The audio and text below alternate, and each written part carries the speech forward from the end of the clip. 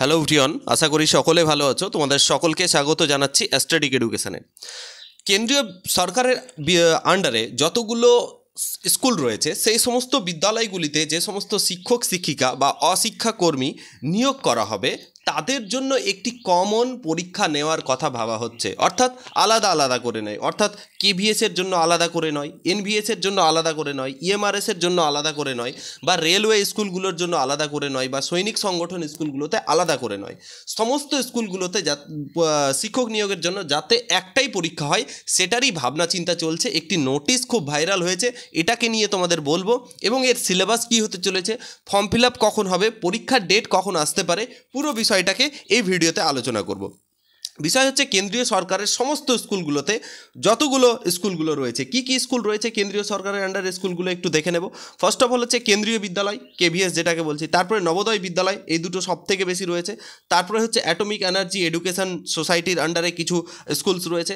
তারপরে হচ্ছে তোমার সৈনিক সংগঠন স্কুলগুলো রয়েছে। তারপরে হচ্ছে রেলওয়ে রিক্রুটমেন্ট বোর্ডের আন্ডারে কিছু স্কুল রয়েছে। সেই সমস্ত স্কুলগুলোতে এতদিন অবধি তারা আলাদা আলাদাভাবে নোটিফিকেশান প্রকাশ করতো এবং শিক্ষক নিয়োগ করতো, কিন্তু এইরকম একটা ভাবা হচ্ছে ministry of education government of ইন্ডিয়ার তরফ থেকে, যাতে কমন একটা পরীক্ষা নেওয়া হয় যার মাধ্যমে সমস্ত স্কুলগুলোতে শিক্ষক নিয়োগ করা হয়, যাতে স্টুডেন্টদের সুবিধা হয়। স্টুডেন্টদের কী সুবিধা, যে তাদের বারবার আলাদা আলাদা পরীক্ষার জন্য প্রিপারেশন নিতে হবে না, একটা পরীক্ষায় নিলে সমস্ত স্কুলের প্রিপারেশন হয়ে যাবে। এই বিষয় নিয়েই এই নোটিশটা ভাইরাল হয়েছে। ওকে, তাহলে স্টুডেন্টদের তো একটা সুবিধা রয়েছেই, হ্যাঁ, এবং এক্ষেত্রে যে সমস্ত নিয়োগ এজেন্সিস রয়েছে তাদেরও সুবিধা রয়েছে। ওকে, তো এই তোমরা জানো যে রিসেন্টলি আমরা যা দেখতে পাচ্ছি সেই অনুযায়ী আমরা কেভিএস, এনভিএস এবং নবোদয় বিদ্যালয়ের মধ্যে প্রায় 50,000-এরও বেশি শিক্ষক নিয়োগ করা হবে, তার সঙ্গে কিছু অশিক্ষক কর্মী এবং লাইব্রেরিয়ানও নিয়োগ করা হবে। তাহলে প্রশ্ন হচ্ছে যে এই মুহূর্তে দাঁড়িয়ে সব থেকে বড় প্রবলেম যে রিক্রুটমেন্ট রুল কি হবে, মানে নিয়োগ প্রক্রিয়াতে যে নিয়মটা সেটা কি টাইপের হবে, রিক্রুটমেন্ট রুলটা কেমন হবে, অর্থাৎ তারই একটা, এই জন্যই এটা নিয়ে একটা বৈঠক চলছে। তাহলে রিক্রুটমেন্ট রুলটা কি হবে এবং রুলের মধ্যে কি পরিবর্তন করা হবে।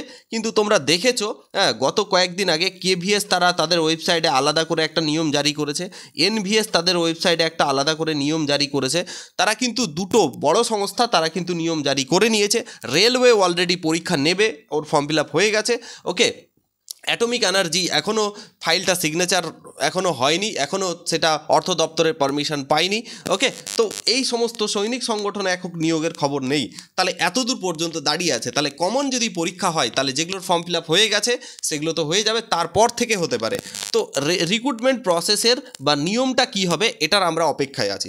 নেক্সট দাদা, নোটিফিকেশান কখন আসবে, সব থেকে বড় কথা, নোটিফিকেশান কখন আসতে পারে।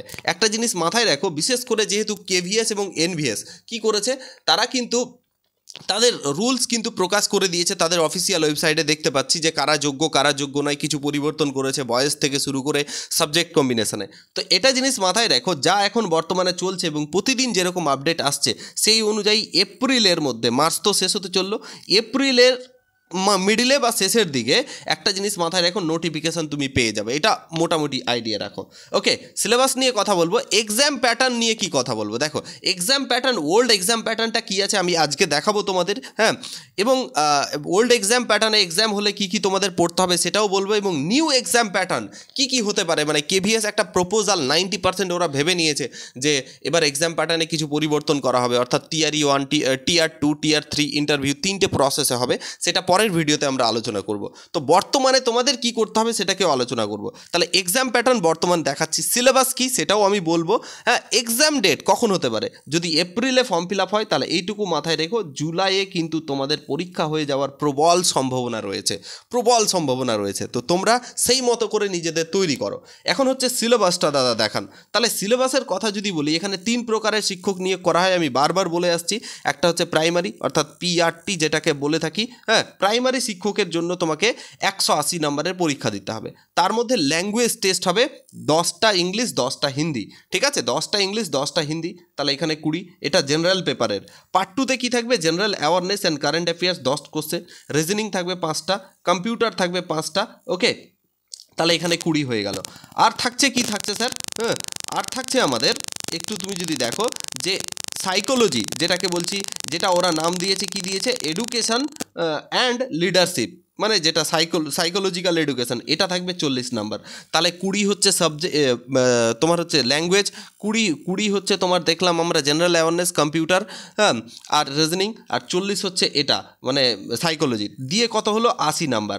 আর 100 নাম্বার হবে তোমার হচ্ছে সাবজেক্টিভ, 100 নাম্বার হচ্ছে সাবজেক্টিভ, না সরি পিআরটিতে কিন্তু এটা 60 নাম্বারে থাকবে, 60 নাম্বারে থাকবে পিআরটিতে, সাইকোলজিটা 60 নাম্বারে থাকবে। তাহলে 60 আর এইদিকে 20 আর এইদিকে 20 ছিল, দিয়ে 100 হলো, হ্যাঁ 100 হলো।